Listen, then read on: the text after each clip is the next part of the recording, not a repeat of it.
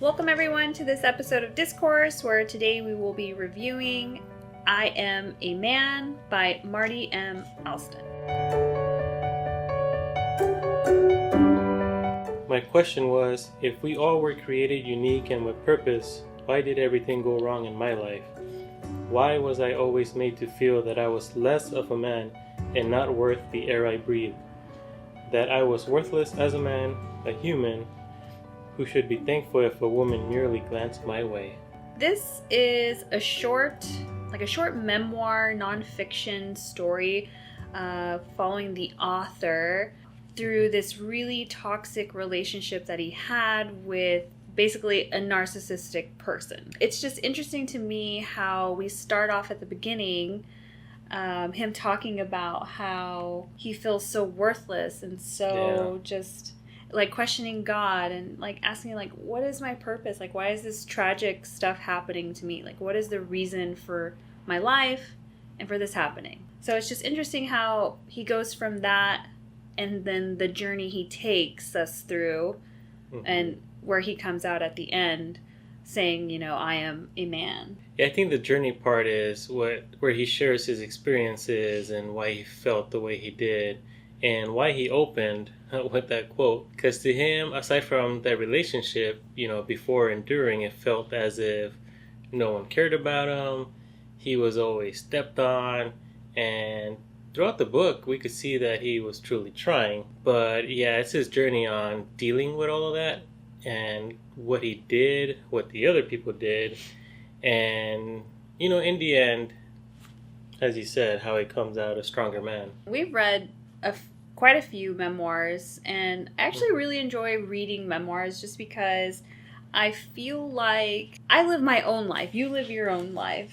Yeah. And it's so interesting when we read about someone else's life, their cultures, their backgrounds, religious backgrounds. So I always enjoy reading the memoirs of just even strangers, not just like celebrities, because it's just interesting to know about people and what they go through and how I can connect to these strangers, these people in even the smallest of ways, and just, I don't know, it kind of brings you know, the humanity to everything, to life. Because honestly, even though we could never say we relate to a movie star or someone in another country, reading these memoirs, you get to see that you share a lot of similar experiences. We go through similar situations. Dating life, parenting, right, and just life in general. Something that they went through and they felt as if they're the only ones being stepped on or the only one that this happens to. And you get to see how they dealt with it and kind of, you know, relate and see, oh, I should have done that, or that's what I did. I feel good about it. Right. Yeah. It's super interesting.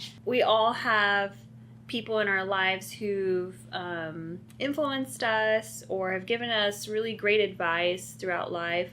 So most of the time it's a lot of like the older generation in our families, right? So like grandparents. And I really like that he added that to it, because now we get to kind of know a little bit about him, like who he is as a person. So he said like his grandparents, like his grandma and grandpa, how, you know, his grandma showed him how to respect women, and his grandfather showed him like, hey, you know, you don't cause trouble with people in our neighborhood because, you know, we can't live in this neighborhood without peace. You know, you got to have the peace. Yeah, just like your neighbors, love them or hate them, you got to live next to them. So you got to have, you know, a respectful relationship. You know, if you're going to fight, but squash it. Like, deal with it and move on. We all still got to live with each other. Yeah.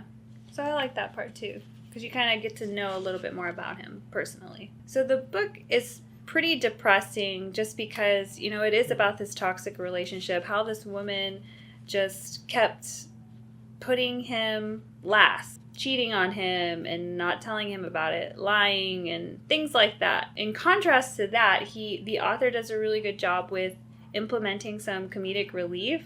And so we're going to read a quote. Yeah. So this was Miss Barbara, which was an elderly lady who treated him like her own son. Yeah. And she wanted to celebrate. Like he just got a degree, so she wanted to celebrate with him. So the author was telling Miss Barbara about this young lady that, you know, that he met at church, and he was excited about dating, and she wanted to meet her, and told him that when she met this young lady, she was going to tell her, hey, you better treat him right. And he was kind of like, no, don't do that. Like, come on. So he graduated, got his degree, invited her and the young lady, his girlfriend at the time, to a dinner. And so Miss Barbara gets in the car, and what's the first thing she says? So, here you go.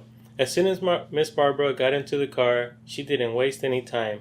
She said hello to the young lady, and then, Marty is very special to me, and you need to treat him right. Where the young lady just looked at her and didn't say a word. I think she just, like, silent acknowledgement. Like, yes, ma'am. Yes, ma'am. Okay. I love that Marty had, like, the cute old lady, like, on his side. We all need those cute old ladies on our side, right? Helping us out, having our back. Yeah. Because, and we talked about that, too, as when you think everything's going wrong, your own friends, like, you feel like you're getting backstabbed or they don't care about your life, there's always someone, young or old, you never know, who has your back, no matter what, and they truly care. And like this Miss Barbara, he probably just met her or knew her from church, right. But treated him like her own son, and she's very honest, and told a random stranger, this is my boy, you gotta treat him good.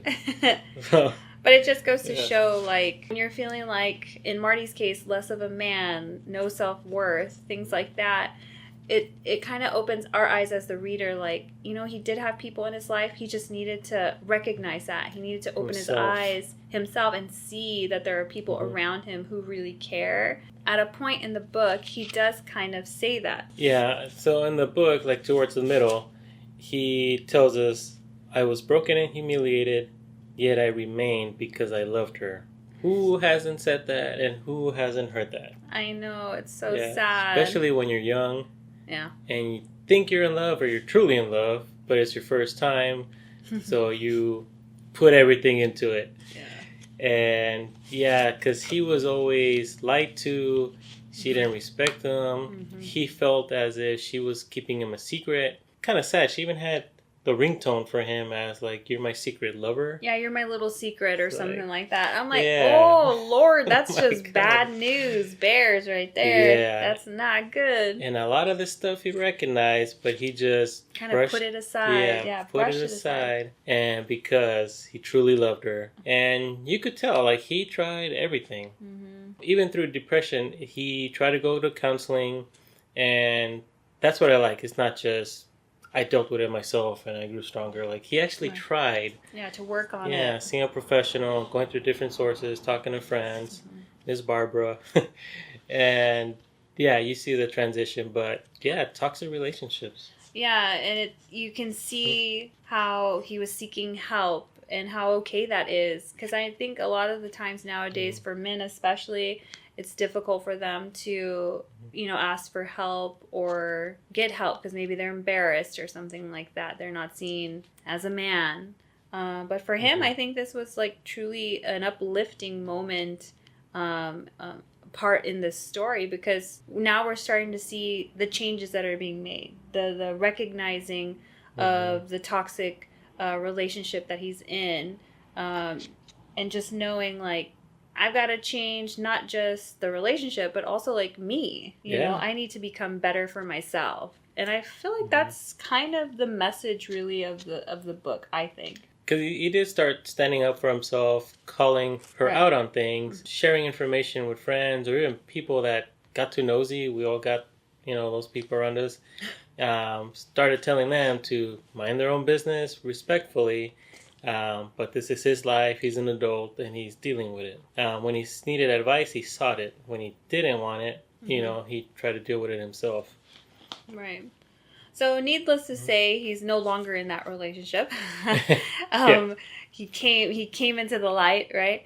But also, like, to kind of, like, in his conclusion, that the purpose in sharing his story was to address and bring to light how narcissists abuse other people. And I think he did a really good job, because he had so many examples of her being, just horrible to him. Yeah, like throwing things on him instead of apologizing on her part. Right. Yeah, so I feel like I'd be better prepared now, like, being able to spot those types of people, whether I'm in a relationship with them or not. Like, friendships, coworkers, things like that. I'm like, oh yeah, you might be a little bit of a narcissist. Yeah. I've seen these things before, or I've read these things before. I think all of this that happened to him was kind of a blessing in disguise, really, because I think it helped him become a better person, a better man, because at the end I just felt his words were so powerful, how he can now rise, recover, and live.